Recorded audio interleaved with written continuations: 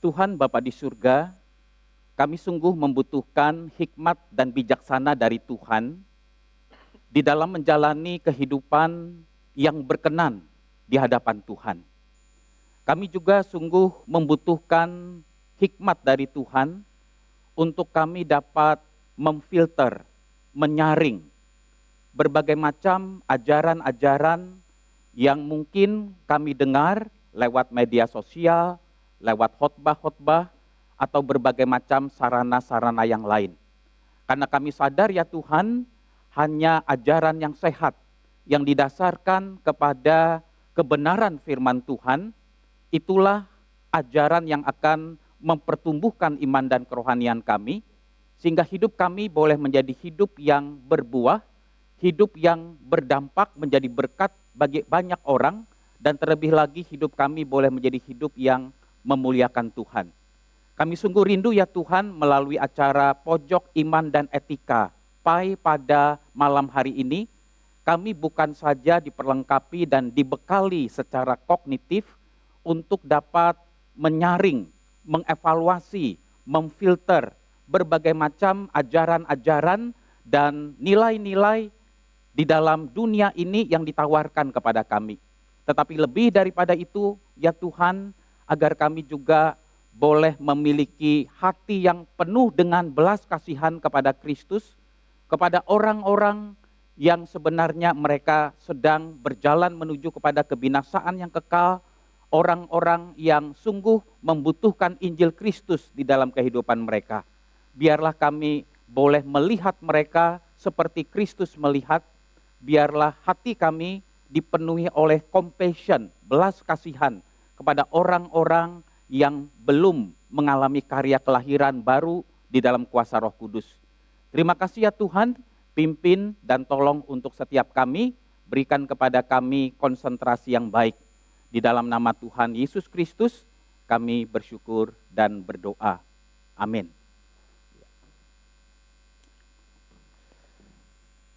Salam, selamat malam Bapak Ibu, jemaat yang dikasihi oleh Tuhan.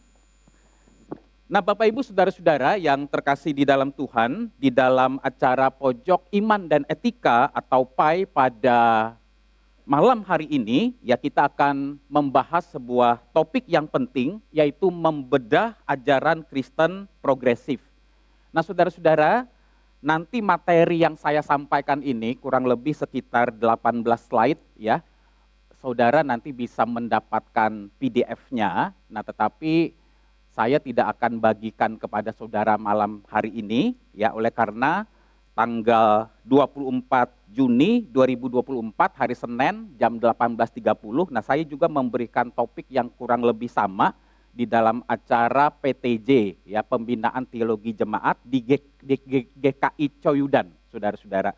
Nah hanya memang di GKI Coyudan mereka ada permintaan-permintaan khusus, sehingga materi yang saya sampaikan pada malam hari ini 50% akan berbeda dengan materi yang akan saya sampaikan di GKI Coyudan.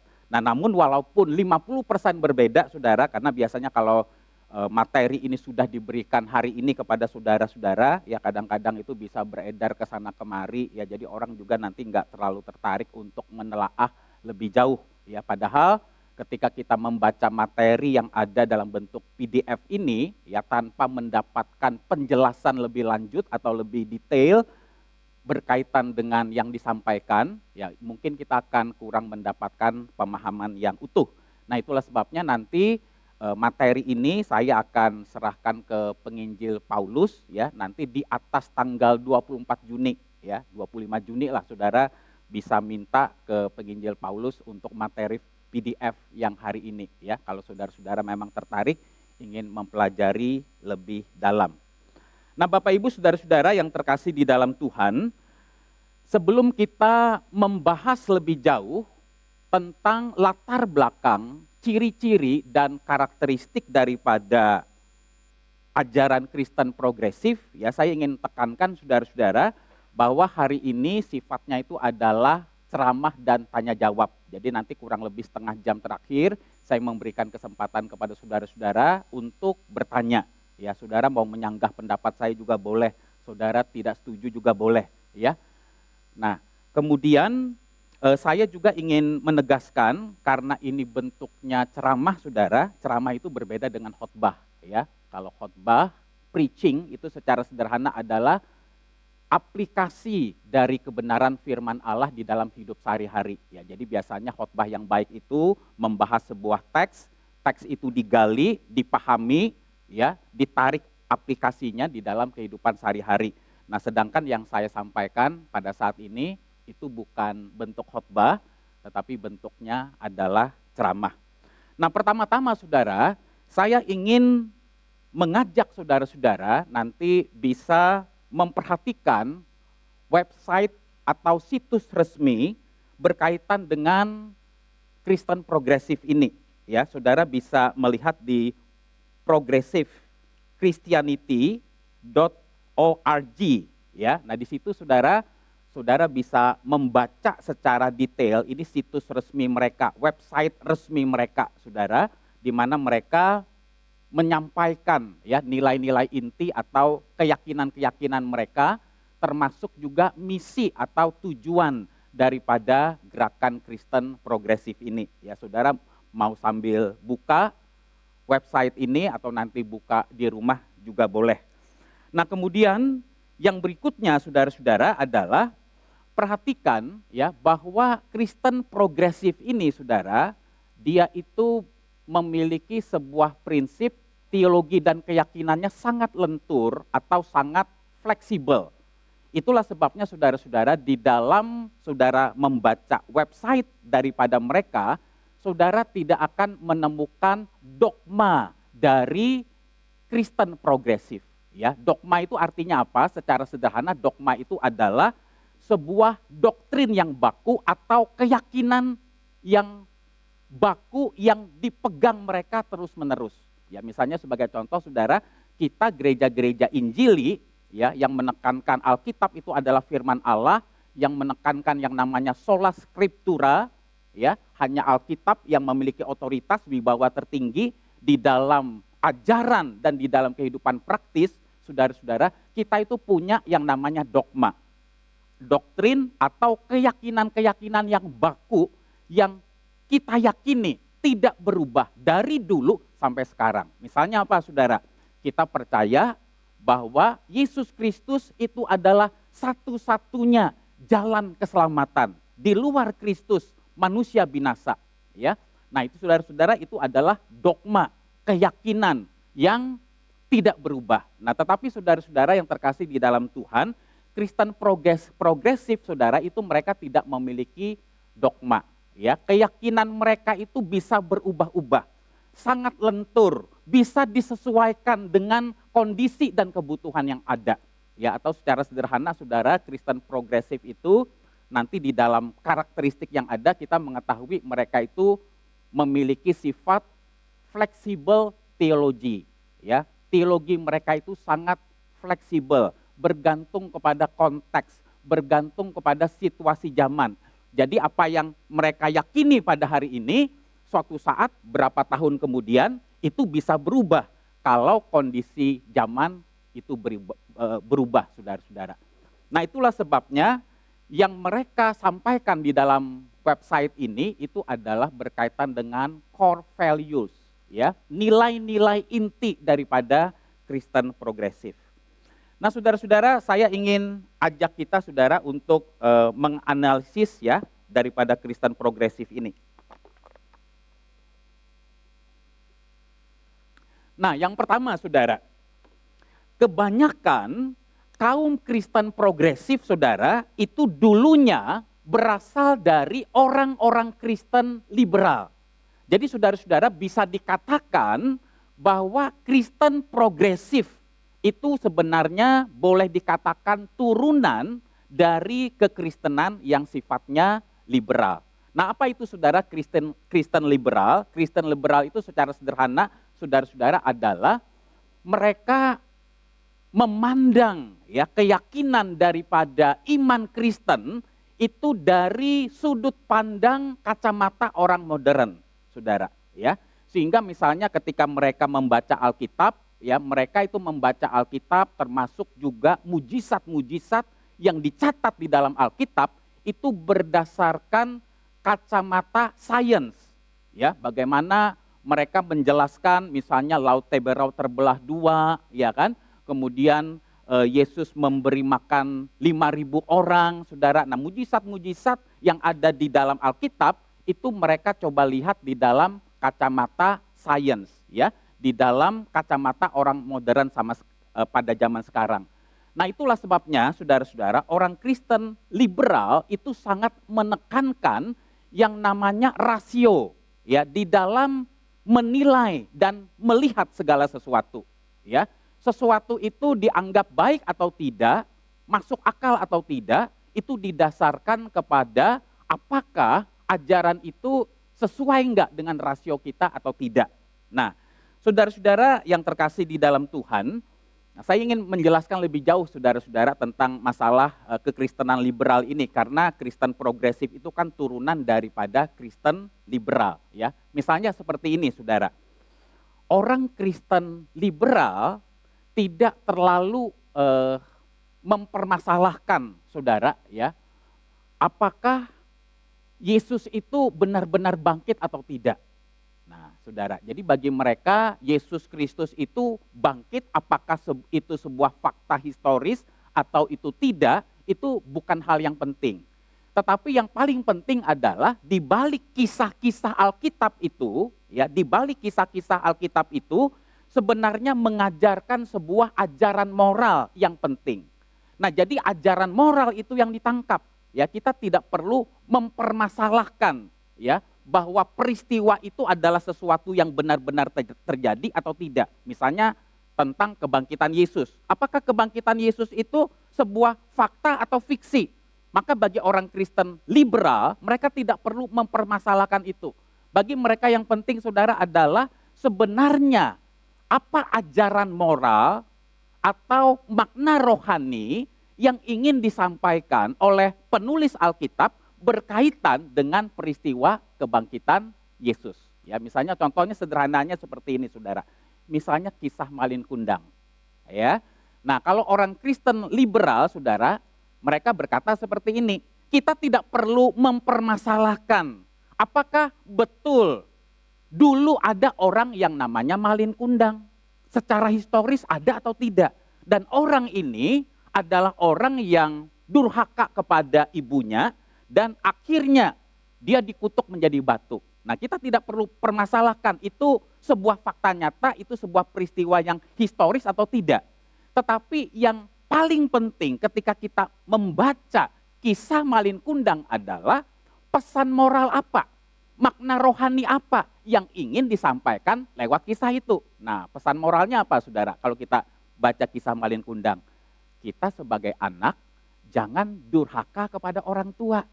Kita sebagai anak jangan durhaka dengan ibu yang telah melahirkan kita. Ya, walaupun mungkin ibu kita seorang yang miskin, ibu kita mungkin orang yang tidak berpendidikan, orang yang pendidikannya tidak sehebat sekaya kita, saudara, kita jangan merendahkan orang tua kita. Nah, jadi makna moralnya itu atau makna spiritual itulah yang harus ditangkap, ya. Nah, saudara-saudara yang terkasih di dalam Tuhan, boleh dikatakan, saudara, bahwa pandangan Kristen progresif itu dianggap sebagai alternatif lain dari Kristen liberal dan Kristen Injili, ya. Kalau Kristen liberal, saudara, mereka memandang Alkitab itu hanyalah tulisan manusia biasa. Oleh karena Alkitab itu adalah tulisan manusia biasa, sekalipun itu adalah buku kuno yang mungkin mengajarkan hal-hal moral yang baik, tetap tulisan manusia itu ada kesalahannya. Nah, itu pandangan dari orang-orang Kristen liberal. Nah, tetapi berbeda dengan orang-orang Kristen Injili. Misalnya gereja kita ini adalah gereja Injili atau evangelical, di mana kita, saudara, memiliki keyakinan, ya, bahwa Alkitab itu adalah firman Allah tertulis tanpa salah. Betul, ketika Alkitab itu ditulis melibatkan manusia di dalamnya, ya, melibatkan berbagai macam orang dengan latar belakang pekerjaan yang berbeda, dengan pendidikan yang berbeda. Tetapi kita meyakini ketika para penulis Alkitab ini, ya, Musa, Daud, ya, Matius, Paulus dan seterusnya, ketika mereka menulis Alkitab ini, mereka berada di dalam kendali dan pengontrolan dari Allah, sehingga tulisan-tulisan mereka harus dipandang sebagai sabda Allah sendiri. Nah, itu keyakinan dari kita, saudara, orang-orang Kristen Injili. Nah, jadi boleh dikatakan saudara-saudara, Kristen progresif, ya, di dalam banyak hal mereka memiliki pandangan yang sangat berbeda dengan orang-orang Kristen Injili, ya. Tetapi di lain pihak mereka juga memiliki pandangan yang berbeda dengan orang-orang Kristen liberal, ya. Walaupun dalam area-area tertentu bisa jadi, ya, pandangan-pandangan dari orang Kristen liberal itu juga diterima oleh orang Kristen progresif. Nah, jadi mereka ini memiliki pola pikir seperti ini, saudara. Di dalam menjawab tantangan zaman ini, ya, apalagi kita ini kan hidup di tengah-tengah masyarakat yang pluralistik, saudara, ya. Ada agama Islam, ada agama Hindu, agama Buddha dan seterusnya. Ya, bagaimana kita itu bisa bergaul, bisa hidup bertoleransi, saudara, dengan mereka? Maka orang-orang Kristen progresif ini berpikir seperti ini. Teologi Injili itu tidak dapat menjadi sebuah solusi di dalam menjawab kemajemukan di tengah-tengah dunia ini. Demikian juga teologi liberal itu tidak dapat menjawab di dalam menghadapi berbagai macam kemajemukan yang ada. Nah, saudara-saudara yang terkasih di dalam Tuhan, ya, saya ingin memberikan contoh, saudara, orang yang menganut teologi liberal. Jadi ini orang yang bukan Kristen progresif loh, saudara, tapi ini adalah orang Kristen liberal, ya. Beliau namanya adalah Yohanes Rahmat. Ya, dulu beliau itu ditahbiskan sebagai pendeta di GKI, saudara, ya. Saya pikir ini sesuatu yang sudah umum, ya. Tidak menjadi masalah, saudara pun bisa lihat di internet, ya, berkaitan dengan latar belakang beliau. Nah, lalu beliau ini, saudara, memutuskan dan secara terbuka menyatakan bahwa saya adalah orang liberal. Nah, jadi salah satu keyakinannya adalah dia tidak percaya bahwa Alkitab itu adalah firman Allah tanpa salah. Dia tidak percaya bahwa Yesus Kristus itu adalah satu-satunya jalan keselamatan. Dia menganggap Yesus itu hanya salah satu dari sekian banyak jalan keselamatan. Nah, oleh karena orang ini, saudara, memiliki pandangan-pandangan yang sangat bertolak belakang dengan GKI, Gereja Kristen Indonesia, yang menahbiskan dia menjadi seorang pendeta, dan akhirnya, saudara, GKI mencabut status kependetaannya, ya. Nah, saya waktu tahun 2010-an itu, saudara, saya di STT Amar Agung sedang menulis skripsi, saudara, ya. Dan skripsi saya itu adalah berkaitan dengan bagaimana memetakan pemikiran-pemikiran orang Kristen yang menganut teologi pluralisme di Indonesia, ya. Jadi orang Kristen yang memiliki pandangan bahwa Yesus itu hanya salah satu jalan dari sekian banyak jalan keselamatan. Nah, salah satu dari orang yang saya bedah pemikirannya di dalam skripsi saya itu adalah Yohanes Rahmat. Nah, itulah sebabnya karena beliau itu salah satu tokoh di Indonesia yang saya bedah pemikirannya, memang ada beberapa, bukan cuma beliau saja, saudara, maka saya ada interaksi dengan beliau, saudara. Saya mencoba membeli beberapa buku dari beliau, ya, berkaitan dengan pandangan beliau tentang keselamatan. Ya, salah satu buku yang populer pada saat itu namanya Membedah Soteriologi Salib, ya. Nah, jadi ini adalah sebuah buku yang beliau mencoba untuk menggugat orang-orang Kristen Injili yang memiliki pandangan bahwa kematian Kristus itu adalah kematian yang sifatnya menebus dosa dan mengampuni dosa manusia, ya. Di dalam buku ini beliau juga menolak yang namanya original sin, ya, dosa asal yang biasanya juga diyakini oleh orang-orang Kristen Injili.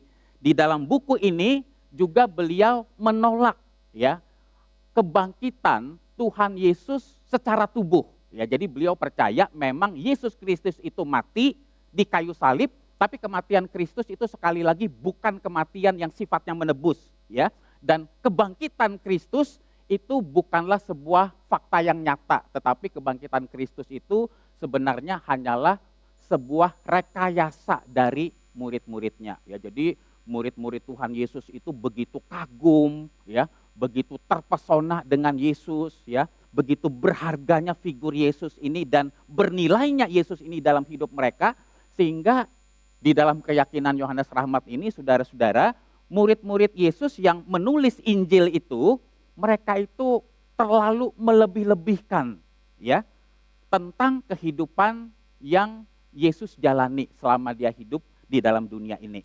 Nah, menarik sekali saudara, di dalam salah satu SMS beliau, ya, kepada saya, beliau itu menulis kalimat seperti ini, saudara. Ini tahun 2010 ya, ketika diskusi saya kan bilang, Pak, kalau ada waktu, Pak Yohanes mau nggak baca sebagian skripsi saya, ya? Karena saya tuh membedah pemikiran Bapak. Nah, jadi orang-orang seperti ini, saudara, diskusi seperti itu mereka tidak tersinggung. Kan sebenarnya saya ini kan berbeda pandangan dengan dia kan ya.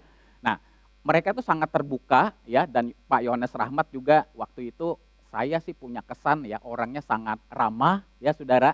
Jadi saudara nanti akan menemukan orang-orang liberal, orang-orang Kristen progresif itu saudara, mereka itu apa ya, di tengah-tengah perbedaan yang tajam ya, mereka itu tetap punya hati yang hangat ya. Kalau kita kadang-kadang berbeda sedikit aja dalam hal-hal yang enggak prinsipil aja dianggap sudah musuh saudara, apalagi berbeda dalam hal yang prinsip begitu kan ya.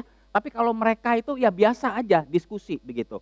Nah, dia bilang seperti ini, Binsar, saya itu sibuk banget ya, diundang seminar sana sini ya, dan nggak bakalan saya sempat baca skripsi kamu ya. Kamu simpulkan sendirilah pemikiran-pemikiran saya dari beberapa buku yang kamu beli dari saya. Nah, dari sekian banyak saya diskusi dengan dia, baik lewat telepon maupun juga waktu itu SMS, saudara, dia mengucapkan kalimat ini nih, yang saya nggak pernah lupa. Dan kalimat ini betul-betul verbatim dari dia, saudara. Jadi bukan kalimat yang saya poles, yang bikin-bikin ya, tapi kalimat yang betul-betul literal, verbatim dari beliau.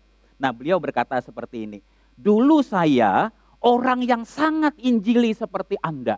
Wah ya, percaya Yesus itu satu-satunya Tuhan, Juru Selamat, percaya Alkitab adalah firman Allah tanpa salah, ya, percaya pengakuan iman rasuli, percaya sola scriptura, five solas, ya, itu kan ciri-ciri daripada orang Injili, saudara. Nah, lalu dia katakan seperti ini, tetapi sekarang saya bertobat menjadi orang liberal, katanya. Dan saya berbahagia dengan keliberalan saya. Nah, itu kira-kira. Jadi artinya dia ingin mengatakan sekalipun saya dipecat oleh GKI, ya saya juga tidak bisa lagi mengajar di STT Jakarta. Waktu itu status kependetaan saya juga sudah dicabut oleh Sinode GKI yang mentahbiskan saya karena saya dianggap mengkhianati ajaran GKI, ya, tidak sesuai dengan apa yang dulu saya ucapkan ketika saya ditahbiskan sebagai seorang pendeta di GKI, ya. Bagi saya enggak masalah, Binsar, katanya. Yang penting sekarang saya rasanya berbahagia dengan keliberalan saya. Nah, kira-kira itu saudara yang beliau ceritakan kepada saya. Nah, lalu yang berikutnya saudara, ya, kita lanjutkan. Sekali lagi saya ingin mengatakan Yohanes Rahmat ini bukan tokoh Kristen progresif lah saudara ya. Dia adalah orang Kristen liberal, dan kebanyakan sebagian besar orang-orang Kristen progresif itu sebenarnya berasal daripada orang-orang Kristen liberal yang pemikirannya itu mulai mengalami perubahan-perubahan, ya. Nah, kalau saudara lihat di website daripada Kristen progresif yang saya sampaikan tadi, ya, ini ada beberapa tokoh yang penting, ya, yang berpengaruh, saudara. Mereka ini adalah orang-orang yang sangat pintar, saudara. Saudara nanti bisa search di Google. Mereka orang-orang yang sangat berpengaruh, ya, menulis banyak buku, ya, dosen-dosen yang dianggap luar biasa, akademisnya luar biasa, saudara. Sebenarnya bukan cuma 4 ini, ya, masih banyak lagi tokoh-tokoh yang lain. Ya, misalnya kalau saudara lihat di situ Bishop John Selby Spong, ya. Ini juga dulu adalah orang Kristen liberal, saudara-saudara. Dia menyetujui juga yang namanya LGBT. Ya, jadi bagi dia LGBT itu adalah sesuatu yang bukan dosa, ya, pernikahan sesama jenis itu bukan sesuatu hal yang masalah dan itu boleh dilakukan, ya, walaupun dia seorang bishop, saudara. Kemudian ada lagi yang namanya Peter Enns, ya, Peter Enns, ya. Peter Enns ini sebenarnya dia itu berasal dari sekolah teologi yang sangat reform, ya, namanya Westminster Theological Seminary, ya. Pendeta Yohanes Adri Hartopo itu MDiv dan doktornya itu dari situ, ya. Pendeta Yohanes Adri Hartopo yang mungkin pernah beberapa kali memimpin seminar dan khotbah di sini. Westminster Theological Seminary itu adalah dianggap salah satu sekolah teologi reform yang terbaik di dunia, ya. Nah, namun saudara, Profesor Peter Enns ini, ya, beliau itu adalah profesor Perjanjian Lama, saudara, menerbitkan sebuah buku pada saat itu yang bukunya ini sangat kontroversial. Dan buku yang beliau tulis ini adalah buku yang menganggap merendahkan otoritas Alkitab sebagai firman Allah. Nah, oleh karena beliau menghasilkan tulisan-tulisan yang memang sangat kontroversial, ya, dan yang berbeda dengan pandangan reform atau pandangan Injili pada umumnya, saudara, akhirnya Peter Enns ini dikeluarkan, ya, oleh Westminster Theological Seminary, saudara. Waktu itu beliau pernah menjabat sebagai profesor Perjanjian Lama di sana, ya, dan sekarang beliau itu memposisikan dirinya itu sebagai orang Kristen progresif, ya. Nah, salah satu hal yang beliau tekankan juga adalah seperti ini, ya, ciri daripada Kristen progresif itu, saudara. Doktrin itu tidak penting. Tidak terlalu penting kamu tuh punya keyakinan seperti apa. Ya, kamu mau percaya Yesus itu Tuhan apa enggak, kamu mau percaya Yesus itu satu-satunya jalan atau tidak, itu tidak terlalu penting. Tetapi yang paling penting adalah apakah kamu mempraktekkan kasih di dalam hidup sehari-hari, ya. Apakah kamu hidupnya berdampak bagi banyak orang? Apakah kamu peduli dengan lingkungan? Apakah kamu peduli dengan orang-orang yang tersisih dan terbuang, ya? Nah, jadi saudara-saudara, itu yang salah satu ciri daripada Kristen progresif, termasuk juga buku-buku yang ditulis oleh Peter Enns, saudara. Dia sangat menekankan itu, bahwa Allah itu sangat concern dengan perilaku kita, ya. Doktrin atau keyakinan yang akurat itu tidak terlalu penting di mata Allah. Nah, lalu yang berikutnya, saudara juga nanti bisa search di Google, ya, Brian McLaren, ya, ini juga adalah tokoh Kristen progresif. Lalu yang berikutnya adalah Matthew Fox, ya. Kalau di Indonesia siapa, saudara, kira-kira? Nah, sebenarnya di Indonesia kalau yang saudara bilang itu Brian Siawarta, ya, sebenarnya kan dia bukan seorang teolog, ya. Kalau ini kan mereka itu orang-orang akademik, ya, orang-orang yang sangat pintar, yang menulis buku rata-rata 30 buku, ngajar di Harvard University, ya, di universitas-universitas yang bergengsi, walaupun tentu ajaran-ajaran mereka itu sangat berbeda dengan ajaran-ajaran orang Kristen Injili, saudara. Nah, kalau Brian Siawarta itu, ya, memang dia seorang pastor, ya, seorang yang memang banyak mengajarkan tentang Kristen progresif, ya, lewat YouTube, ya, lewat channel-channel yang ada, ya. Walaupun kalau saudara mengikuti perkembangan daripada Brian Siawarta ini, ya, ketika ada talk show pembicaraan dengan Melanie Ricardo, ya, dia mengakui, ya, banyak hal yang dimana dia kurang bijak. Sebenarnya maksud dan tujuan dia itu baik, ya, bagaimana dia menganggap Kristen progresif ini menjadi satu sarana atau wadah untuk bisa berdialog dan berkomunikasi dan membangun persahabatan dengan orang-orang yang bukan Kristen, ya. Jadi motivasi dia maksudnya seperti itu. Hanya ketika dia melakukan hal itu, ya, dia melakukan kompromi, ya, terhadap ajaran-ajaran Kristen yang dianggap ortodoks, yang memang itu adalah ajaran Kristen Injili, ya, dan itu menjadi sebuah perdebatan sampai dengan hari ini, ya. Nah, jadi kalau Brian Siawarta itu, saudara, saudara nanti bisa ikutin di YouTube ya berkaitan dengan hal ini. Nah sekarang kita lihat latar belakangnya saudara daripada Kristen progresif ya.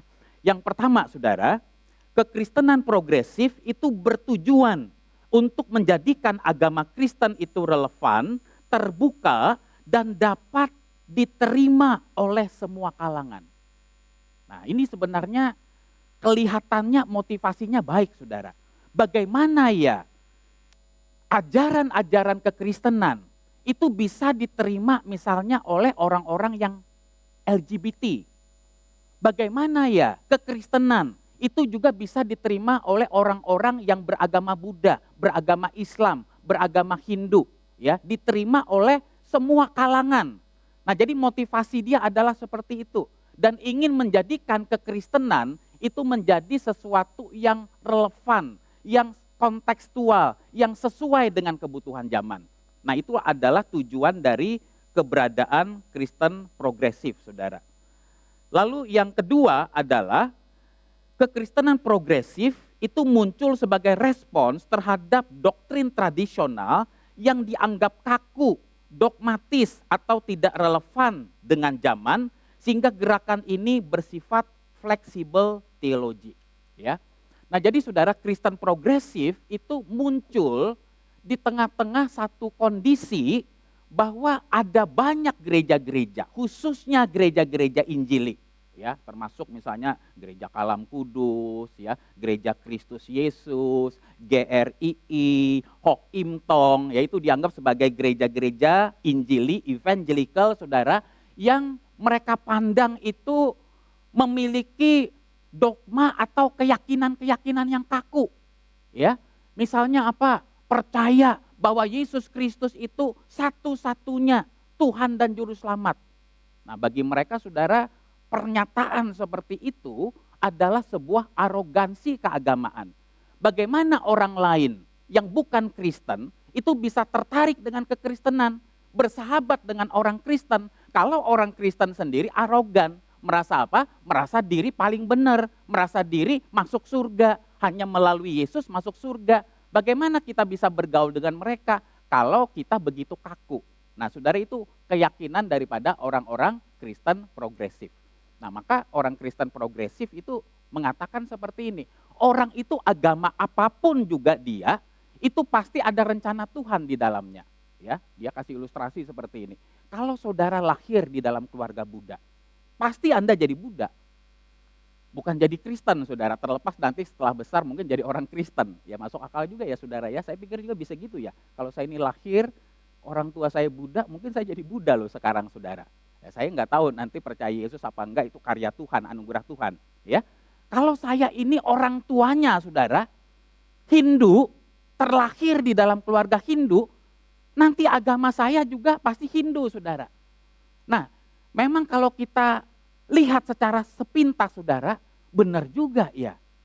Benar juga pemikiran seperti ini. Nah jadi Kristen progresif itu merupakan sebuah gerakan yang mencoba melawan ya gereja yang selama ini merasa dirinya yang paling benar, dirinya yang paling tahu tentang kebenaran, ya, yang mengklaim bahwa Yesus Kristus itu misalnya satu-satunya Tuhan dan Juru Selamat.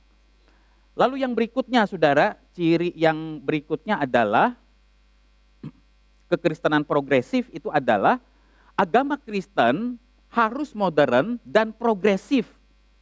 Dan arti kekristenan harus ditafsirkan dari sudut pandang pengetahuan dan pengalaman hidup orang modern, ya. Nah, jadi saudara-saudara yang terkasih di dalam Tuhan, mereka itu melihat Alkitab ini kan adalah buku yang kuno. Misalnya contohnya apa? Ya kalau saudara baca di PL, PB itu kan ada tentang perbudakan.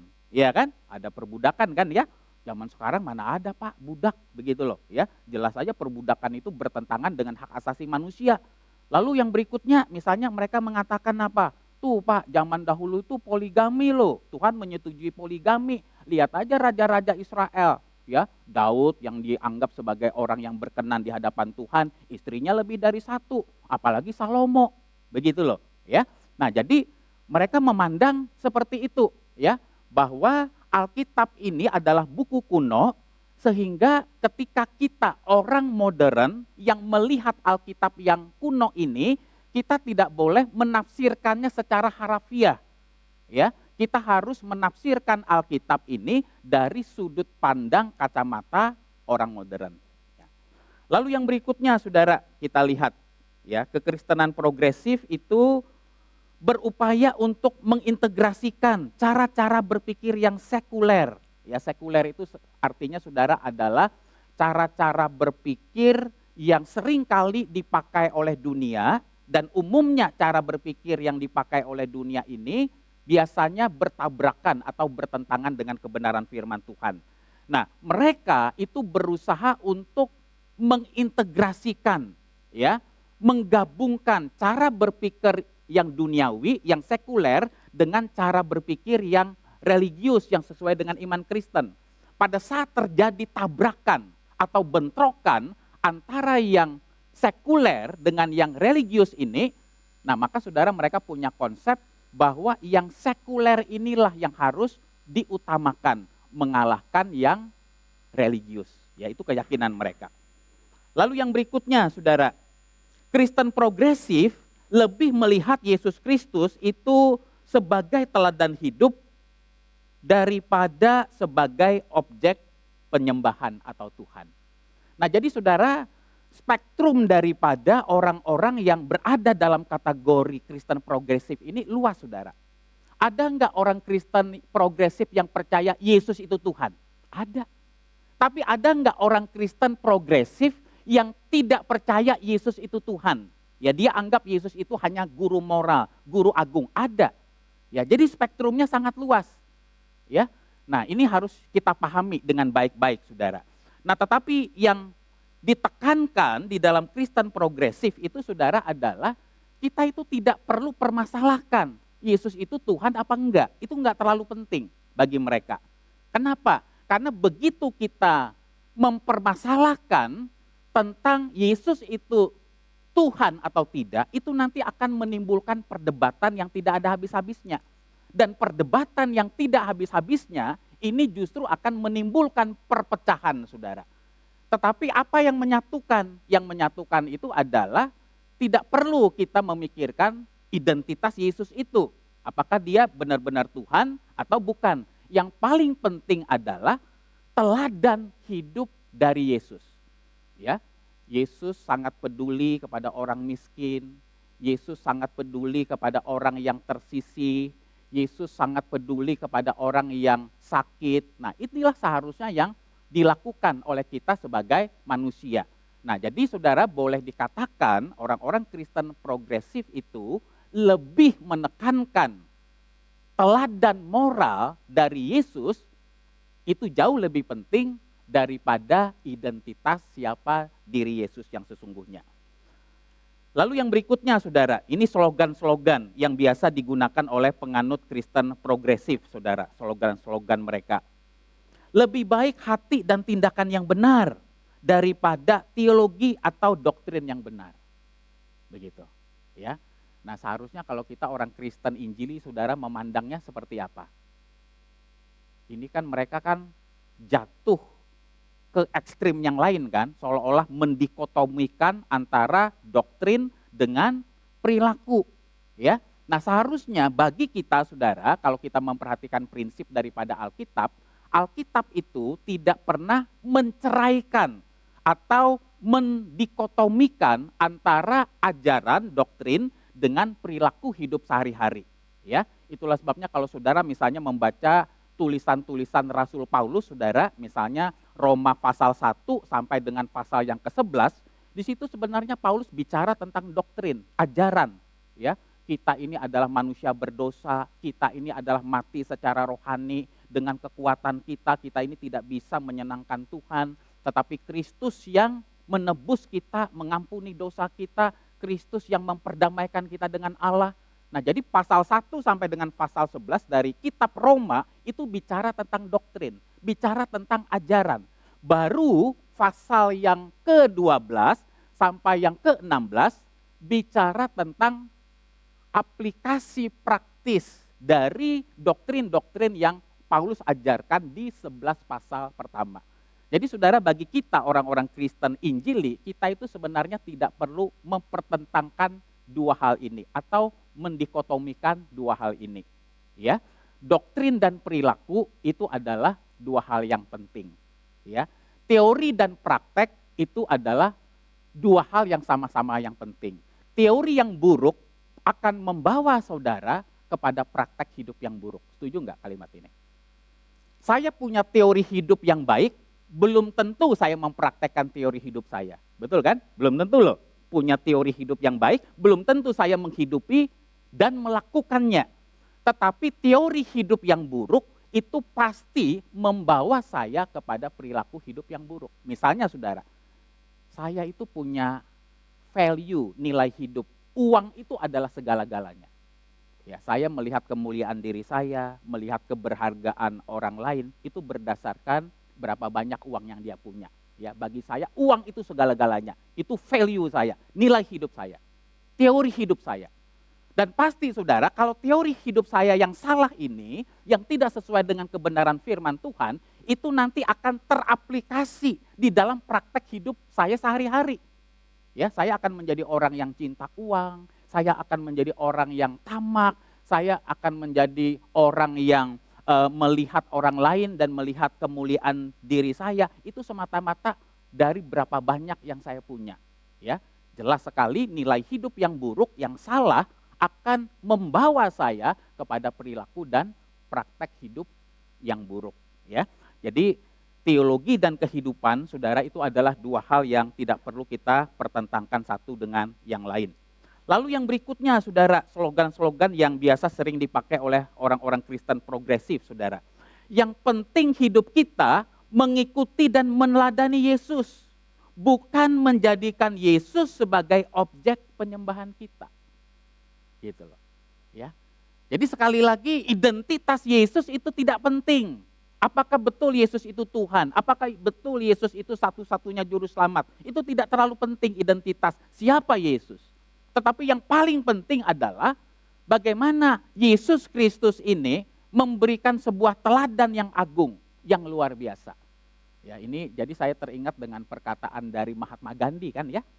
Ya, suatu saat saudara, seorang misionaris India yang bernama Stanley Jones itu bertanya kepada Mahatma Gandhi. Mahatma Gandhi, Anda itu adalah orang yang sangat dipengaruhi oleh figur Yesus Kristus. Sekalipun Anda itu seorang yang beragama Hindu dan sampai sekarang masih beragama Hindu, tetapi sebelum Anda melakukan pelayanan-pelayanan, melayani orang-orang kusta, melayani orang-orang yang terbuang di dalam masyarakat, ya, Anda itu selalu membaca khotbah Tuhan Yesus di bukit. Matius pasal 5 sampai dengan pasal yang ke-7. Khotbah di bukit itu sangat menginspirasi hidup dan pelayanan Anda. Nah, lalu pendeta Stanley Jones ini berkata kepada Mahatma Gandhi, tetapi mengapa Mahatma Gandhi sampai sekarang engkau tidak memutuskan menjadi orang Kristen? Apakah engkau menolak Kristus dalam hidupmu? Nah, maka saudara, Mahatma Gandhi menjawab seperti ini. Saya tidak pernah menolak Kristus di dalam hidup saya. Saya suka dengan Kristusmu, tetapi saya tidak suka dengan orang-orang Kristenmu. Karena orang-orang Kristenmu terlalu tidak mirip dengan Kristusmu. Jika orang-orang Kristen di India hidup seperti Kristus hidup, maka seluruh tanah India hari ini sudah menjadi Kristen.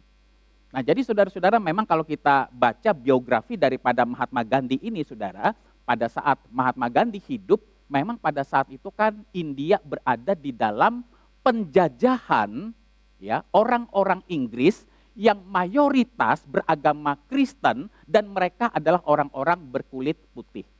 Nah, sedangkan Mahatma Gandhi, saudara, adalah orang yang berkulit hitam. Dan pada saat itu terjadi diskriminasi orang-orang kulit putih terhadap orang-orang kulit hitam. Dan Mahatma Gandhi, saudara, adalah salah satu dari orang yang juga mengalami diskriminasi.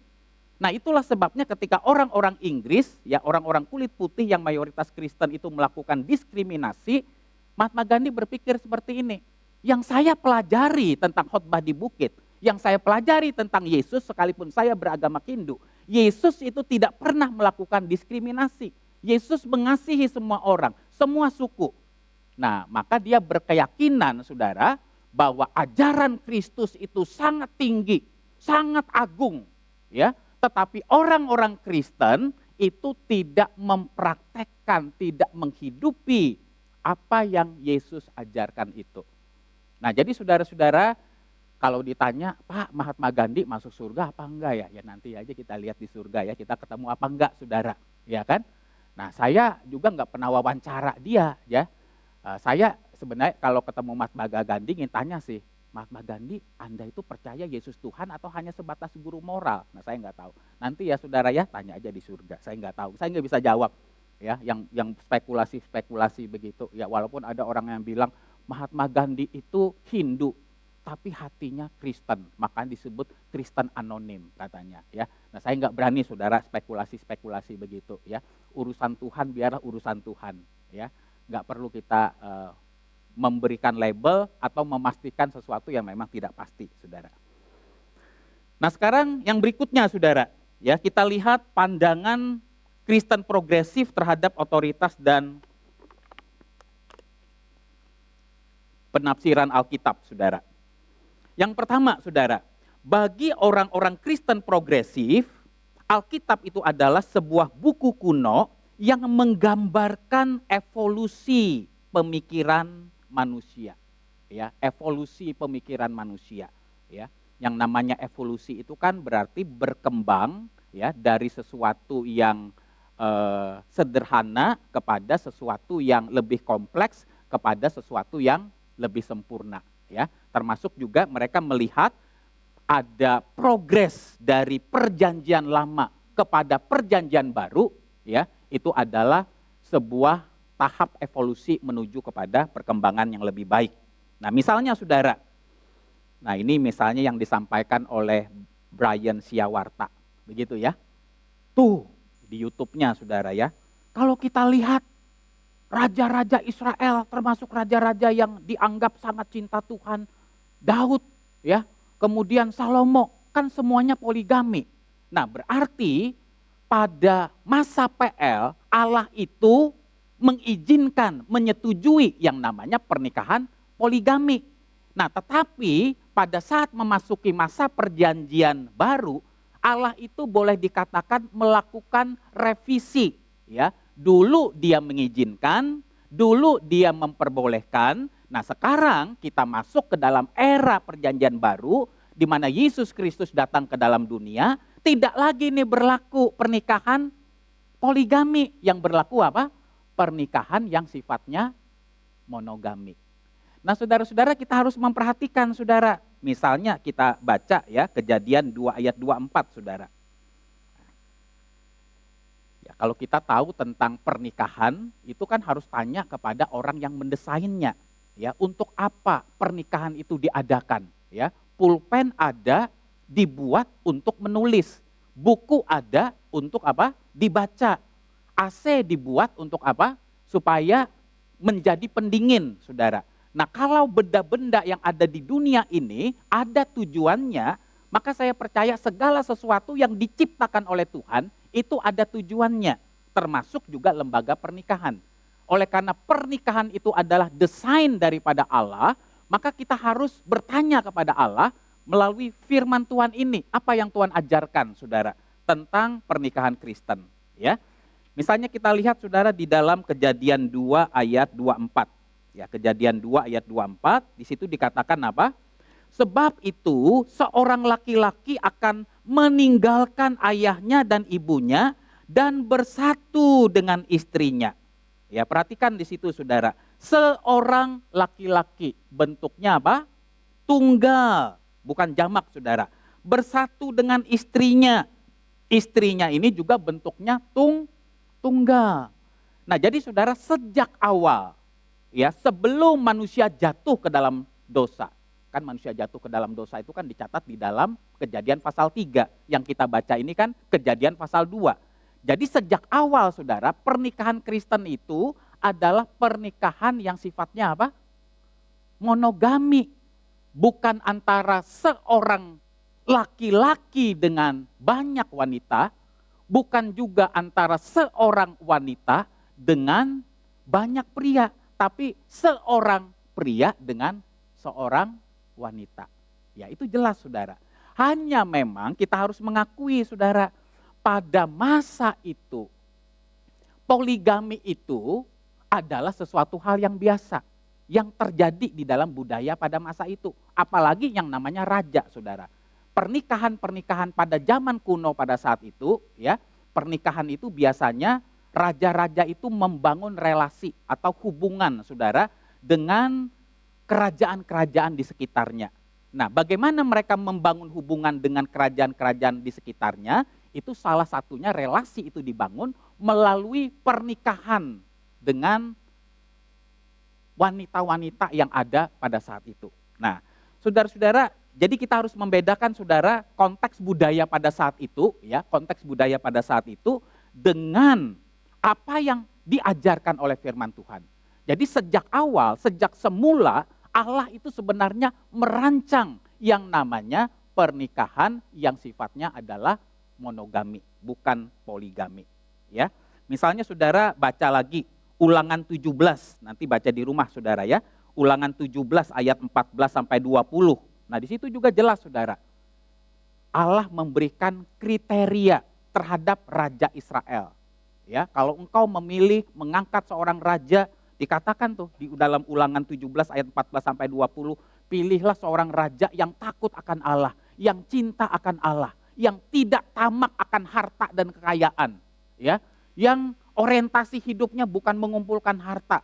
Lalu apalagi? Tidak boleh seorang raja yang punya banyak istri. Nah, itu ditekankan juga saudara. Nah, sebenarnya aturan-aturan seperti ini ingin menekankan bahwa memang sejak semula ya pernikahan Kristen, pernikahan yang dirancang oleh Allah, yang didesain oleh Allah itu adalah pernikahan yang sifatnya monogami. Lalu yang berikutnya saudara,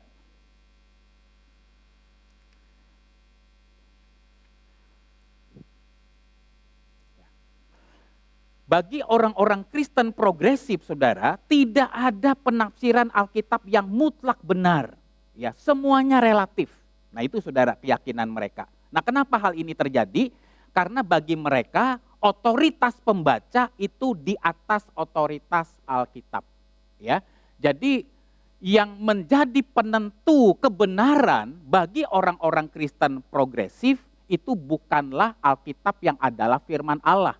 Ya, tetapi yang menjadi penentu kebenaran itu adalah saya sendiri sebagai pembaca dan penafsir daripada Alkitab. Ya, kita harus ingat saudara, pada saat kita membaca Alkitab, pada saat itu juga kita menafsir Alkitab. Membaca dan menafsir itu adalah dua hal yang pasti kita lakukan bersama-sama. Sama aja ketika saudara menerima WhatsApp. WhatsApp itu kan ada tulisan, ya, saudara membaca dong pesan daripada WhatsApp. Pada saat saudara membaca, saudara sebenarnya sedang menafsir. Betul kan? Kadang-kadang kita baca misalnya WhatsApp-nya terlalu panjang, kita baca cuma bagian akhir. Ya. Kalau kita cuma baca bagian akhir saudara, enggak baca seluruh daripada pesan WhatsApp yang orang kirim, itu kadang-kadang kita bisa salah paham. Ya, bisa misinterpretasi yang dimaksudkan orang pengirim WhatsApp itu bukan seperti itu. Kita tidak membaca utuh dan akibatnya kita bisa salah paham. Nah, maka saya percaya di dalam kita membaca Alkitab juga seperti itu. Ya, kita harus memperhatikan konteks dekat, konteks jauh, ya, latar belakang daripada budaya penulisan Alkitab ini untuk kita bisa memahami dengan baik. Nah, saudara-saudara, salah satu pandangan daripada orang Kristen progresif, saudara, adalah mereka berkata seperti ini. Segala sesuatu tidak ada yang mutlak. Artinya apa? Segala sesuatu itu relatif. Nah, saudara percaya enggak segala sesuatu itu tidak ada yang mutlak? Sekarang saya tanya, 2 tambah 2 itu berapa, saudara? 2 tambah 2 berapa? 4. Sejak kapan 2 tambah 2 itu 4? 2000 tahun yang akan datang 2 tambah 2 berapa, saudara? Saudara mau definisikan ulang 2000 tahun akan datang 2 tambah 2 sama dengan 5, begitu kan? Nah, makanya kan ada yang namanya ilmu pasti kan? Ya, kalau pasti itu kan berarti eksak.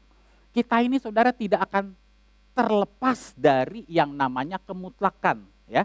Makanya saudara kita bisa melakukan evaluasi terhadap pandangan mereka seperti ini saudara. Nih ya, kalau ada orang yang berkata, segala sesuatu di dalam dunia ini tidak ada yang mutlak. Berarti yang mutlak apa saudara? Kalimat yang saya ucapkan tadi kan. Setuju enggak? Betul ya? Segala sesuatu di dalam dunia ini tidak ada yang mutlak. Segala sesuatu itu relatif, termasuk juga masalah ajaran, masalah doktrin. Lalu yang mutlak, yang absolut itu yang mana?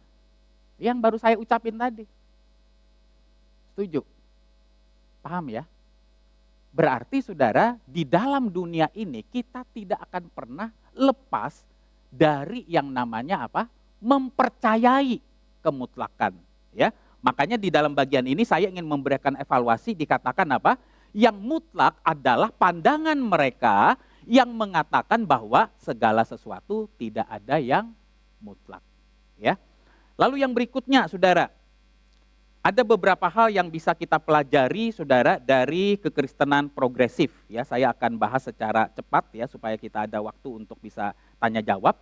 Yang pertama, saudara, umat percaya harus memiliki kemampuan untuk membedakan mana hal yang primer dan mana hal yang sekunder dalam ajaran Kristen. Ya, nah itu harus kita perhatikan baik-baik, saudara. Jadi di dalam kekristenan itu ada yang namanya ajaran primer, identitas daripada kekristenan. Tanpa identitas itu, Kristen tidak bisa disebut Kristen dalam arti sesungguhnya. Misalnya apa, saudara? 12 butir dari pengakuan iman rasuli, itu adalah sesuatu hal yang mutlak. Saudara menolak saja salah satu butir dari pengakuan iman rasuli, maka saudara tidak bisa disebut Kristen dalam arti sesungguhnya. Misalnya saudara tidak percaya Yesus lahir dari perawan Maria, atau misalnya saudara tidak percaya ada kebangkitan tubuh, atau saudara misalnya tidak percaya akan kedatangan Tuhan Yesus yang kedua kali. Nah saudara, itu adalah doktrin inti yang tidak bisa ditawar-tawar. Apalagi contoh misalnya yang merupakan doktrin primer, saudara, adalah Allah Tritunggal. Ya, Allah Tritunggal itu secara sederhana apa? Allah yang esa di dalam 3 pribadi yang berbeda dan setara. Bapa adalah Allah, anak adalah Allah, Roh Kudus adalah Allah, tetapi Bapa bukan anak, anak bukan Roh Kudus. Ya. Nah, itu adalah Allah Tritunggal, saudara. Nah, ini adalah sesuatu yang tidak bisa ditawar-tawar. Misalnya keyakinan apa lagi? Yesus Kristus adalah satu-satunya jalan keselamatan. Ya, itu pun juga adalah merupakan doktrin primer. Kekristenan tidak bisa disebut sebagai Kristen dalam arti sesungguhnya kalau kita menolak keyakinan itu. Dan saudara, kalau ada klaim-klaim absolut di dalam setiap agama, itu tidak bisa saudara disebut sebagai arogansi keagamaan. Jadi saudara harus membedakan antara identitas keunikan agama dengan arogansi di dalam hidup beragama. Ya. Nah, identitas atau keunikan agama itu misalnya apa, saudara? Misalnya, ya memang saya harus hati-hati juga nih ngomongnya. Kita itu misalnya agama Buddha, saudara, ya, percaya bahwa Tripitaka itu adalah kitab mereka, ya, yang menuntun kepada kehidupan yang sesungguhnya. Ya, kalau kita ingin mendapatkan pencerahan, kita harus mempelajarinya, ya. Nah, keyakinan itu saudara nggak boleh. Wah, berarti orang-orang Buddha sombong dong. Itu memang identitas mereka. Orang Buddha dalam arti yang sesungguhnya Buddha benar-benar Buddha. Memang begitu keyakinannya. Begitu. Nah, demikian juga saya misalnya sebagai orang Kristen yang Injili. Saya mengatakan Alkitab adalah firman Allah tanpa salah. Itu keyakinan saya, saudara. Ya. Yang hal ini tidak boleh dipahami bahwa saya melakukan arogansi keagamaan. Itu keyakinan saya. Saya mengatakan Yesus Kristus itu satu-satunya jalan, satu-satunya keselamatan. Itu keyakinan saya, saudara. Ya. Nah, jadi ini yang harus kita perhatikan baik-baik. Lalu yang berikutnya, saudara, umat percaya harus memiliki sikap kritis terhadap berbagai ajaran, khotbah, atau nilai-nilai hidup yang diajarkan. Nah, saudara-saudara, kita ini sebagai orang Kristen, saudara, tidak boleh jatuh ke dalam fideisme, ya. Pokoknya, ya. Misalnya, kenapa kamu percaya Yesus Kristus itu satu-satunya Tuhan dan Juru Selamat? Pokoknya saya diajarin sejak kecil, sejak sekolah minggu, sama papa mama saya juga diajarin begitu. Kenapa kamu percaya Yesus itu Tuhan? Ya nggak tahu Pak, memang udah diajarin gitu. Nah saudara, kita nggak bisa, ya itu namanya iman yang membabi buta saudara. Lalu yang berikutnya saudara, kita itu juga perlu berhati-hati saudara mendengarkan khotbah-khotbah zaman sekarang. Ya, saudara, khotbah itu bukan kumpulan ilustrasi. Ya, saudara perhatikan, kadang-kadang ada orang yang berkhotbah, isinya tuh bukan Alkitab yang dikhotbahkan, tapi ilustrasi-ilustrasi. Itu bukan khotbah, saudara. Nah, makanya kenapa di gereja kita itu membahas eksposisi Alkitab. Tujuannya apa? Supaya pengkhotbah-pengkhotbah ini ketika mereka berdiri di atas mimbar, saudara, mereka itu bukan menyampaikan ide mereka sendiri, pandangan pribadi mereka sendiri, gagasan mereka sendiri, tetapi mereka menyampaikan apa yang merupakan kebenaran firman Allah yang sudah didoakan, yang sudah ditafsirkan dengan baik, yang sudah digumuli dengan baik. Nah, ini menjadi sesuatu yang penting, saudara. Jadi, saudara harus berhati-hati mendengar khotbah-khotbah yang kelihatannya menarik. Ya, orangnya fasih lidah, ya, bisa membuat kita tertawa, bisa kita melek terus mendengar khotbah dia 1 jam. Tapi yang dikhotbahkan cuma kesaksian pribadi, pengalaman pribadi, nggak ada pondasi ayat Alkitabnya, saudara. Nah, ini juga menjadi sesuatu hal yang penting. Ya, saya mengajak kita, saudara, untuk bersikap kritis di dalam hal seperti ini. Nah, saya ingin mengajak kita untuk membuka satu bagian firman Tuhan dari Kisah Para Rasul pasal yang ke-17. Ya, Kisah Para Rasul pasal yang ke-17 ayat 10 sampai yang ke-11. Kisah Para Rasul pasal yang ke-17 ayat 10 sampai dengan yang ke-11.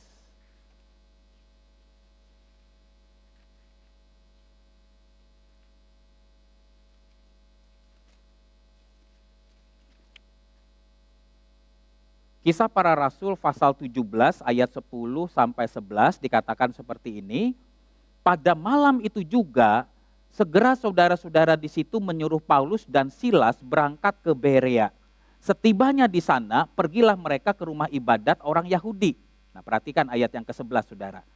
Orang-orang Yahudi di kota itu lebih terbuka hatinya daripada orang-orang Yahudi di Tesalonika.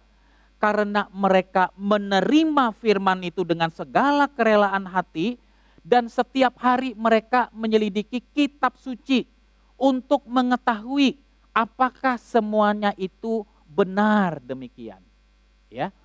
Jadi saudara, di satu sisi orang-orang Kristen di Berea ini, saudara, mereka itu memiliki hati yang terbuka dengan firman Tuhan. Ya. Saudara, ketika mendengarkan khotbah hari Minggu, ketika saudara bersaat teduh, saudara itu punya hati enggak yang terbuka terhadap kebenaran firman Tuhan? Yang haus akan firman Tuhan. Bagaimana firman Tuhan ini berdampak dalam hidup kita? Saya ini merindukan firman Tuhan supaya saya ini hidupnya bisa berbuah, hidupnya bisa berkenan di hadapan Tuhan. Nah, sikap hati seperti itu penting, saudara, kita miliki. Nah, tetapi di satu pihak bukan hanya itu saja, orang-orang Kristen di Berea itu juga, saudara, mereka menguji apakah betul yang diajarkan oleh firman Tuhan itu seperti yang mereka dapat dari para rasul selama ini. Nah, jadi ini menjadi sesuatu yang penting, saudara. Kritis terhadap khotbah itu bukan berarti, saudara, kita itu menjadi tukang kritik. Ya, jangan juga, saudara, kita itu berkhotbah punya mental jadi tukang kritik, begitu kan ya. Khotbahnya enggak menyentuh. Ilustrasinya cuma 1. Begitu loh. Saudara, kalau khotbah itu datang ya dengan mental seperti itu, percayalah saudara, kita itu tidak akan bisa mendapatkan berkat dari kita mengikuti ibadah. Ya, tetapi kalau kita, saudara, datang dengan hati yang lapar, dengan hati yang merindukan firman, dengan hati yang ketika kita beribadah, ya Tuhan, saya ingin membuka hati saya terhadap firman-Mu. biarlah kiranya Engkau menghibur saya, menegur saya, mengoreksi saya, membentuk saya menjadi manusia yang Tuhan inginkan. Nah kalau itu ada di dalam hati kita saudara, khotbah yang kelihatannya sederhana, ya, khotbah yang kelihatannya mungkin baru disampaikan oleh seorang mahasiswa praktek, mungkin itu menjadi khotbah yang bisa mengubah hidup kita saudara. Yang paling penting itu bukan berapa banyak khotbah yang kita dengar saudara. Tetapi yang paling penting itu adalah apakah kita menghidupi dan melakukan firman itu di dalam hidup kita sehari-hari. Makanya saya berkali-kali mengatakan seperti ini. Bukan kebenaran yang kita ketahui yang mengubah hidup kita. Tapi kebenaran yang kita hidupi dalam hidup praktek sehari-hari itulah yang mengubah hidup kita. Ya kami ini saudara di sekolah teologi seringkali memperdebatkan ya teologi apa yang dipegang dan segala macam. Ya, jangan sampai saudara ada orang yang berkata seperti ini. Iya sih Pak, dia doktrinnya sih reform, tapi perilakunya enggak reform. Doktrinnya sih injili, tapi perilakunya enggak injili. Artinya apa saudara? Kelihatannya kalau kita menjelaskan Alkitab ya, menjelaskan tentang doktrin, tahu ini tahu itu saudara. Pertanyaannya adalah pengetahuan kita yang banyak itu membawa kita enggak makin mengasihi Tuhan. Pengetahuan kita yang banyak itu saudara membawa kita enggak makin mencintai sesama kita. Ya, ini menjadi sebuah evaluasi buat kita semua. Lalu yang berikutnya saudara, ini juga menjadi hal yang penting. Hal-hal yang bisa kita pelajari dari gerakan Kristen progresif ini saudara. Umat Kristen harus menyatakan kebenaran di dalam kasih. Cara penyampaian sama pentingnya dengan isi yang ingin disampaikan. Ya. Nah jadi saudara-saudara, misalnya orang-orang Kristen progresif ini, mereka kan adalah orang-orang yang sifatnya itu menekankan kasih, merangkul, menerima begitu banyak golongan-golongan yang ada saudara. Nah oleh karena fokus mereka adalah menerima orang-orang yang berbeda dengan mereka, nah, jadi mereka juga menyetujui yang namanya LGBT. Nggak apa-apa ya pernikahan sesama jenis, itu nggak masalah kok. Ya, ketika kita menyetujui pernikahan sesama jenis, itu berarti kita mengasihi mereka. Itu berarti kita bisa menerima orang-orang yang berbeda dengan kita. Nah saudara-saudara itu bukan yang dilakukan oleh Yesus saudara. Yesus Kristus mengasihi dan menerima pelacur itu. Tetapi ketika Yesus menerima dan mengasihi, yang dia terima itu bukan perilaku dosanya yang salah. Yesus tetap memanggil orang itu untuk bertobat. Tetapi Yesus melihat pribadi ini adalah pribadi yang berharga, yang butuh belas kasihan Tuhan, yang butuh pengampunan Tuhan. Jadi Tuhan Yesus saudara tidak menyetujui praktek perzinahan. Tetapi ketika orang yang melakukan perzinahan ini mau bertobat, mau kembali kepada Tuhan, ya, Tuhan Yesus dengan hati yang terbuka, dengan tangan yang terbuka, selalu merangkul dan mau menerima orang yang demikian. Maka seharusnya sikap kita juga seperti itu, saudara. Kalau misalnya ada seorang gay masuk gereja ini, ya, dia mengatakan, Pak saya gay, kira-kira gimana sikap saudara? Saudara akan bilang apa terhadap orang seperti itu? Bukan di sini tempat kamu, di sini khusus orang-orang yang heteroseksual, yang normal orientasi seksualnya. Apakah seperti itu? Nah ini saudara, ini sikap kita itu penting. Ya, jadi menerima keberadaan mereka itu bukan berarti saudara kita itu menyetujui perilaku hidup mereka yang salah. Nah ini adalah dua hal yang harus kita perhatikan baik-baik. Lalu yang berikutnya saudara, ada 2 slide lagi. Hal-hal yang bisa kita pelajari dari gerakan Kristen progresif adalah kita harus rendah hati belajar dari gerakan Kristen progresif yang sangat peduli dengan lingkungan, kelestarian alam. Ya, jadi orang-orang Kristen progresif ini saudara, kalau saudara memperhatikan ya misi mereka, mereka ini sangat menekankan bagaimana hidup mereka itu berdampak bagi banyak orang. Ini evaluasi bagi kita semua. Ya, seringkali gereja itu terlalu sibuk mengurus dirinya sendiri, saudara. Gimana ya kita bisa senang? Ya, gimana ya kita ini bisa happy? Ya nggak salah sih saudara, dalam batas-batas tertentu. Tapi pernah nggak kita ini berpikir, gimana ya kehadiran gereja ini bisa menjadi berkat bagi banyak orang? Kita bukan hanya sibuk dengan perayaan-perayaan, kegiatan-kegiatan gereja yang hanya bersifat intern, saudara. Tapi apakah keberadaan gereja ini bisa nggak menjadi berkat bagi banyak orang? Itu penting, saudara. Dulu waktu saya di Jakarta ya saudara, ya belum masuk sekolah teologi. Saya bukan bergereja di GKI, tapi saya bekerja sama dengan GKI Panglima Polim Kebayoran Baru.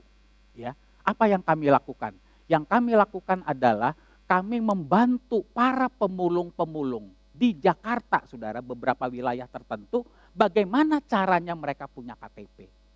Itu tahun 1993-94, saudara. Ya punya KTP di Jakarta itu nggak gampang loh saudara, apalagi pemulung.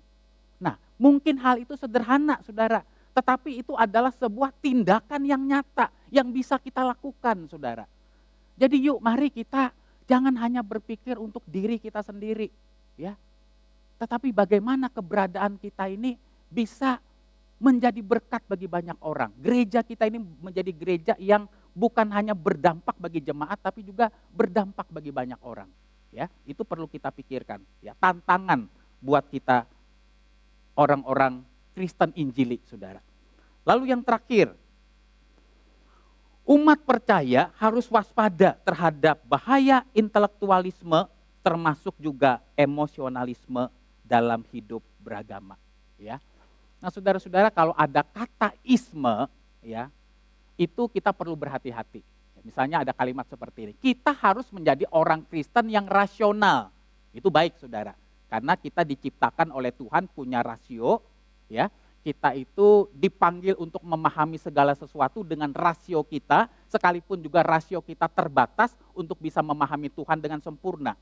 Tetapi kita harus menggunakan rasio kita dengan sebaik-baiknya.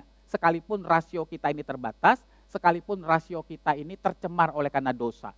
Ya, rasio kita itu perlu dituntun oleh firman, diterangi oleh kuasa Roh Kudus. Nah, tetapi kalau kita menjadi orang yang rasionalisme, itu artinya sudah negatif, saudara. Orang yang rasional dengan orang yang rasionalisme itu dua hal yang berbeda. Kalau orang yang rasionalisme itu berarti menganggap rasio itu adalah segala-galanya. Ya, penentu segala-galanya. Ya, boleh dikatakan rasio itu adalah Tuhan bagi diri kita. Segala sesuatu yang tidak bisa saya terima dengan rasio saya, maka saya anggap itu bukanlah sebuah kebenaran. Misalnya tentang Allah Tritunggal. Gimana ya saya menjelaskan Allah Tritunggal? Itu kan hal yang sangat sulit. Nah, karena kita merasa sulit untuk memahami Allah Tritunggal secara sempurna dengan rasio kita, lalu kita menganggap oh berarti Allah Tritunggal itu adalah sesuatu hal yang tidak benar dan itu bukan ajaran Alkitab. Nah kalau itu terjadi saudara, kita sudah jatuh ke dalam rasionalisme. Ya. Nah sebagai ayat penutup saudara, saya ingin mengajak kita membuka satu bagian firman Tuhan, 1 Timotius 4 ayat yang ke-16. Ya, 1 Timotius 4 ayat yang ke-16 dikatakan seperti ini, awasilah dirimu sendiri dan ajaranmu. Bertekunlah dalam semuanya itu, karena dengan berbuat demikian, engkau akan menyelamatkan dirimu dan semua orang yang mendengarkan engkau. Nah saudara-saudara di sini, Alkitab itu tidak memisahkan antara ajaran dan perilaku hidup. Kita itu dipanggil untuk mengawasi bagaimana kita hidup. Bagaimana gaya hidup kita.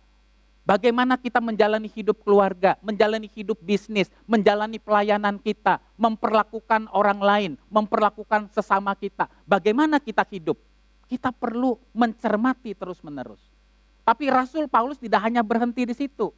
Rasul Paulus juga memerintahkan kepada kita untuk terus-menerus mengawasi, mencermati ajaran kita, saudara. Keyakinan iman yang kita pegang selama ini. Jadi doktrin dan perilaku itu adalah dua hal yang harus bersama-sama saudara kita perhatikan, kita cermati di dalam hidup ini. Karena hanya dengan demikianlah kita ini akan menjadi orang Kristen yang hidupnya bisa berbuah dan memuliakan Tuhan. Oke, sampai di sini dulu saudara-saudara. Mungkin saudara-saudara ada ingin pertanyaan, ya saya serahkan ke penginjil Yahya. Baik, supaya lebih bersemangat mungkin kita berikan apresiasi berupa tepuk tangan untuk Pendeta Binsar pada malam hari ini. Saudara, hari ini kita hari ini sampean. Malam hari ini sudah kita akan memasuki sesi tanya jawab. Tanya jawab bisa dilakukan dengan langsung mengangkat tangan untuk menanyakan apa yang ada di dalam benak saudara, atau melalui Slido. Boleh tampilin slide-nya. Slido.com, lalu masukkan kode ini, bisa, atau dengan scan QR code yang ada di sini juga bisa, atau dengan WhatsApp ke nomor HP saya sudah. Jadi kalau yang sudah punya langsung di-chat aja ya. Oke, apakah ada pertanyaan dari audiens atau dari Slido? Silahkan.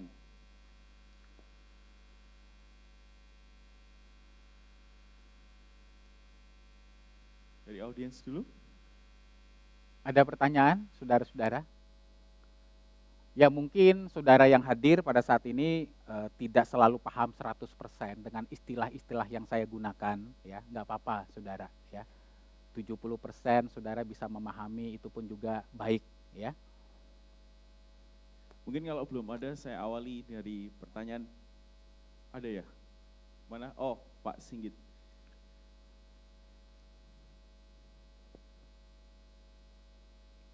Mas. Terima kasih Pak. Saya bertanya, bagaimana sikap kita dengan progresif ini Pak? Apakah kita harus lebih dalam lagi mempelajari dengan apa yang diajarkan selama ini? Gimana Pak? Ya, oke.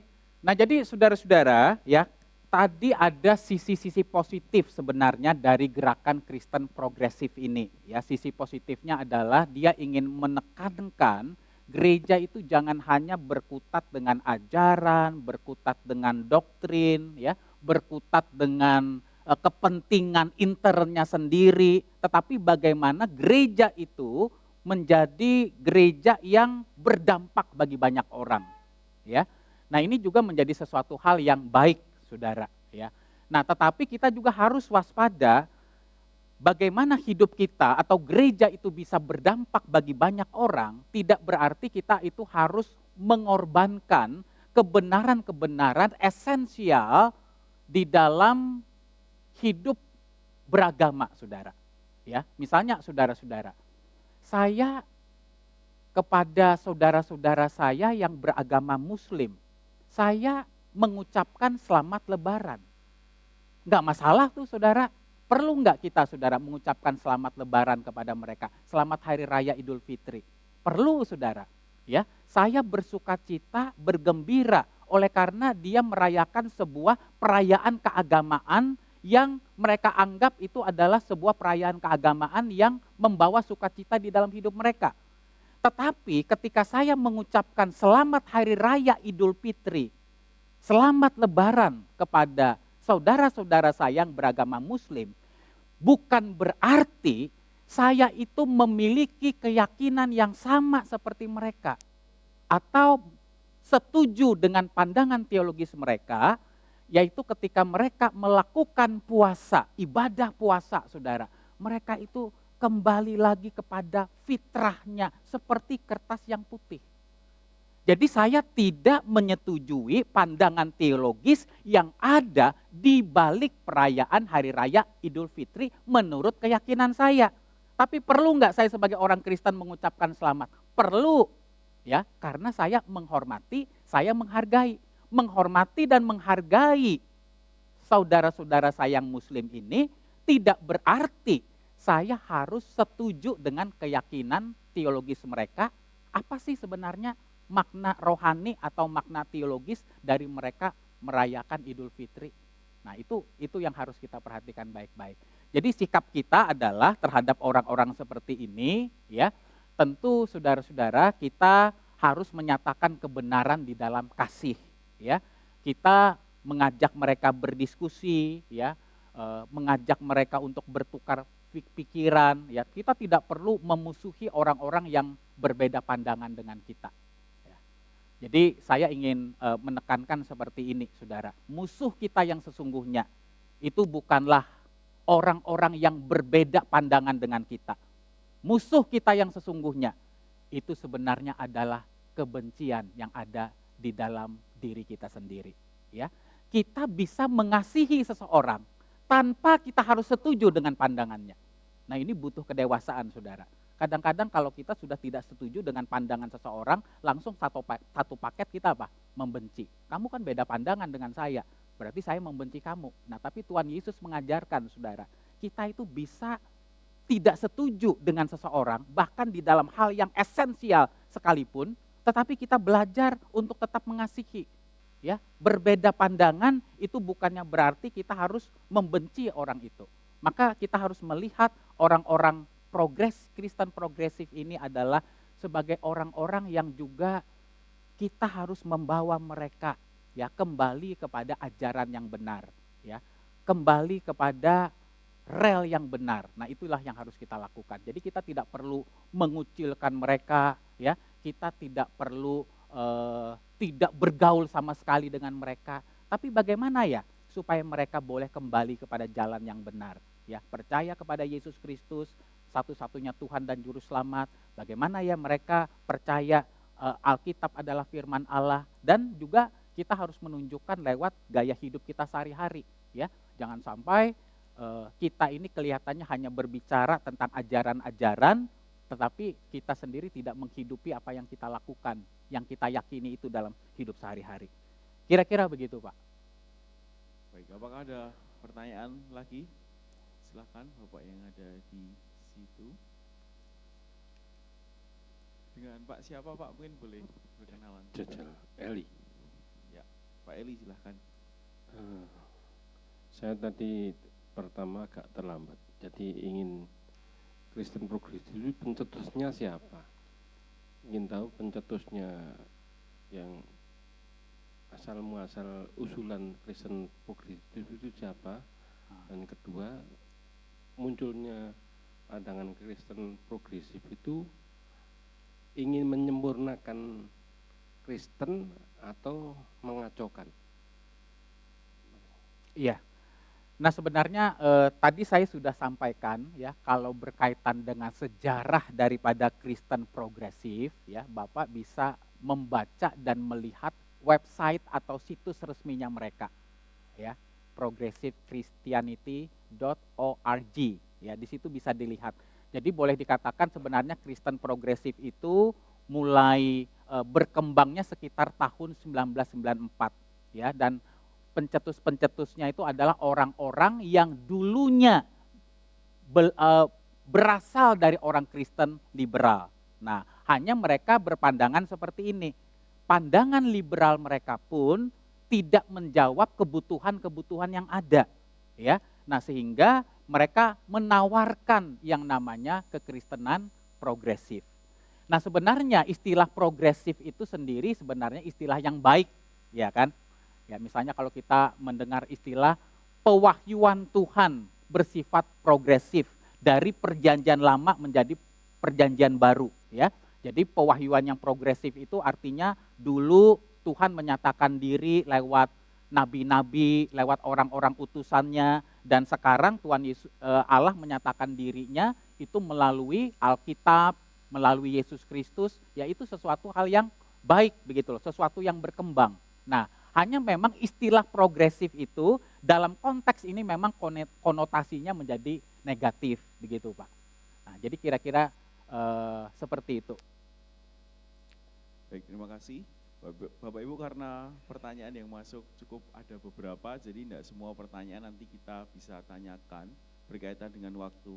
Tapi ini ada satu pertanyaan yang menarik, Pak, saya ingin tanyakan. Bagaimana kita itu bertoleransi tanpa kita itu berkompromi, Pak. Seringkali kan orang kita bilangnya bertoleransi padahal kita sedang berkompromi dengan nilai-nilai. Mungkin bisa diberikan contoh begitu, bagaimana sebagai orang percaya kita itu bertoleransi dengan orang lain tanpa kita itu mengkompromikan nilai kita, begitu, Pak.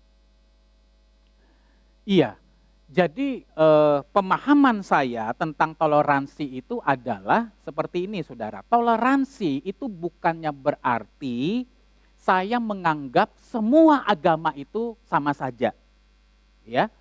kita makin belajar agama, semua orang juga makin sadar kok saudara, bahwa di dalam agama-agama itu memang ada persamaan-persamaannya, ya misalnya persamaan mengajarkan ke kita jangan membunuh, jangan mencuri, hampir semua agama mengajarkan hal yang sama. Tetapi makin kita mempelajari agama-agama, kita juga makin menyadari bahwa ada perbedaan-perbedaan esensial yang tidak bisa disatukan. Ya. Dan ini adalah merupakan identitas daripada agama. Ya. Nah, jadi toleransi itu berarti saya bukannya meyakini kepercayaan orang lain yang berbeda pandangan dengan saya, karena memang setiap agama itu punya identitasnya masing-masing, punya keunikan masing-masing. Dan identitas agama atau keunikan agama, saudara, itu tidak boleh disebut sebagai arogansi keagamaan. Ya misalnya saudara, orang Islam mengatakan Al-Quran adalah wahyu dari Tuhan, Muhammad adalah utusan Nabi. Orang Islam dalam arti sesungguhnya harus memang begitu. Begitu loh, ya begitu dia menyangkal dua hal itu, saya bertanya nih orang Islam apa bukan? Begitu loh, ya. Jadi orang Kristen juga sama, orang Kristen dalam arti sesungguhnya adalah orang yang percaya kepada Allah Tritunggal. Kalau orang Kristen ngaku dirinya Kristen, tapi saya Kristen, tapi saya tidak percaya Allah Tritunggal, ini tidak bisa dikatakan orang Kristen yang sesungguhnya. Ini identitas keagamaan, keunikan keagamaan. Agama itu tidak bisa disebut agama Kristen atau Islam dalam arti sesungguhnya tanpa identitas-identitas itu. Itu bukan arogansi keagamaan. Ya. Nah, toleransi itu berarti apa? Di tengah-tengah perbedaan yang tidak mungkin disatukan ini, yang merupakan keunikan identitas agama masing-masing, saya tetap menghormati Anda. Saya tetap mengasihi Anda. Karena apa? Karena kita ini adalah sama-sama ciptaan Tuhan. Karena kita ini adalah sama-sama warga negara Indonesia. Ya, beda agama, beda keyakinan teologis itu tidak berarti bahwa saya dan Anda yang berbeda agama ini tidak bisa bekerja sama sama sekali. Begitu loh. Nah, itu keyakinannya, ya. Makanya saya sebenarnya sangat senang saudara-saudara kalau kita itu ada proyek-proyek tertentu, ya. Di mana kita itu bisa bekerja sama dengan agama-agama lain. Ya, bekerja sama dengan agama-agama lain bukannya berarti saya membuang keyakinan iman saya. Ya, bukannya berarti membuang keyakinan iman saya. Justru di situ menunjukkan kedewasaan kita. Kita bisa bekerja sama dengan orang yang sama 100% dengan kita. Itu mudah, saudara. Tapi kedewasaan seseorang itu terlihat ketika dia mampu bekerja sama dengan orang yang sangat berbeda dengan dia. Bahkan mungkin perbedaan itu adalah sesuatu yang sangat esensial. Ya. Baik, terima kasih. Dari audiens, 1-2 penanya terakhir. Apakah ada? Ada pertanyaan mungkin? Cevi, mau tanya enggak? Kan dia yang ngusulin Kristen progresif. Salah satunya sih. Kalau tidak ada mungkin satu pertanyaan terakhir yang saya ambil dari WhatsApp, Pak. Pertanyaannya adalah begini, Pak. Apakah penganut ajaran progresif ini mendirikan gereja? Kalau misalnya ada, itu gereja apa, Pak? Oh. Iya. Penganut Kristen progresif, saya katakan itu spektrumnya luas. Ingat loh, mereka itu tidak punya dogma. Ya, dogma itu apa? Sebuah keyakinan yang baku, yang mereka pegang dari dulu sampai sekarang. Gitu loh. Karena apa? Mereka itu penganut fleksibel teologi. Jadi keyakinan mereka dalam hal tertentu pada zaman sekarang seperti ini, nanti 10 tahun lagi itu bisa berubah. Ya, disesuaikan dengan konteks zaman, disesuaikan dengan kebutuhan zaman, ya, fleksibel teologi. Nah, mereka memang tidak mendirikan sebuah gereja baru, nggak ada sih. Tetapi mereka itu lebih membangun kepada komunitasnya, ya. Jadi setahu saya sejauh ini termasuk tokoh-tokoh yang tadi saya tampilkan, yang saudara bisa lihat di slide-nya, ya mereka itu tidak ada misalnya mendirikan gereja Kristen progresif, gitu nggak ada saudara. Tetapi mereka menularkan pandangan-pandangan mereka itu melalui institusi-institusi di mana mereka mengajar, di mana mereka menulis buku, dan banyak juga kan orang-orang Kristen progresif ini misalnya yang beragama Katolik, ada juga ya, yang jadi bishop itu yang di Protestan, di gereja episkopal ada juga, begitu loh. Nah jadi mereka menularkannya itu bukan dengan cara mendirikan gereja, tetapi melalui sarana-sarana yang ada, sekalipun mereka punya komunitas, ya makanya ada websitenya itu, begitu. Ya. Baik, mari kita beri tepuk tangan untuk Pendeta Binsar. Ya, Kristen progresif adalah nilai hidup yang saya percaya jemaat di sini semuanya tidak ada ya yang menganut Kristen progresif. Tapi mungkin yang muda-muda Kristen posesif kali ya, yang pacarnya nggak boleh ngapa-ngapain gitu. Enggak ya, bercanda aja. Baik, terima kasih Pendeta Binsar atas penyampaian yang sangat dalam, yang disampaikan dengan sederhana, dalam tapi sederhana itu susah loh. Sudah menyampaikannya, maka kita beri tepuk tangan sekali lagi ya buat Pak Binsar. Kita bersama-sama tutup acara PAI pada malam hari ini dengan doa. Mari kita bangkit berdiri, saudara.